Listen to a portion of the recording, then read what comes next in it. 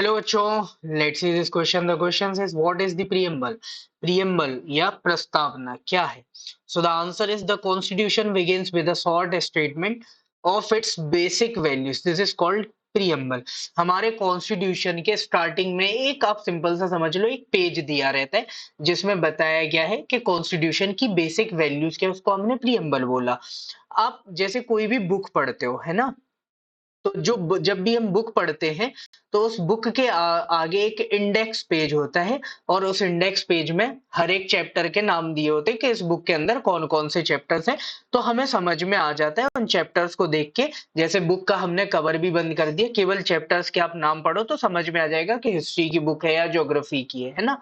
तो सेम ऐसे ही कि अगर हम प्रियम्बल को पढ़ें तो हमें समझ में आ जाता है कि कॉन्स्टिट्यूशन के अंदर क्या लिखा होगा। जैसे हमारे कॉन्स्टिट्यूशन का ये प्रियम्बल था, तो इसमें लिखा है कि भारत कैसा है, सोवरेन नेशन है, मतलब हम इंडिपेंडेंट है। इकोनॉमी हमारी कैसी है, सोशलिस्ट। सेकुलर है, मतलब कोई ऑफिशियल रिलीजन नहीं है। डेमोक्रेटिक है, मतलब रूल ऑफ पब्लिक है।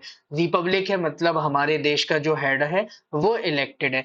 फिर हम अपने लोगों को जस्टिस भी दे रहे हैं, लिबर्टी भी दे रहे हैं, इक्वालिटी भी दे रहे हैं, फेटर्निटी की भी फीलिंग ला रहे हैं।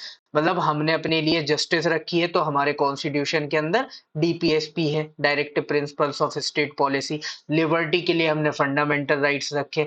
इक्वालिटी भी हम फंडामेंटल राइट्स और अलग अलग प्रोविजन से इंश्योर कर रहे हैं। तो इससे हमें लगभग पूरा कॉन्स्टिट्यूशन का ब्रीफ में समझ में आ रहा है कि क्या क्या अंदर लिखा हुआ है। सो प्रियम्बल इज अ प्रियम्बल क्या होता है हमारा? So the constitution begins with a short statement of its basic value. This is called preamble. Hope you understood it well. Best of luck. Thank you.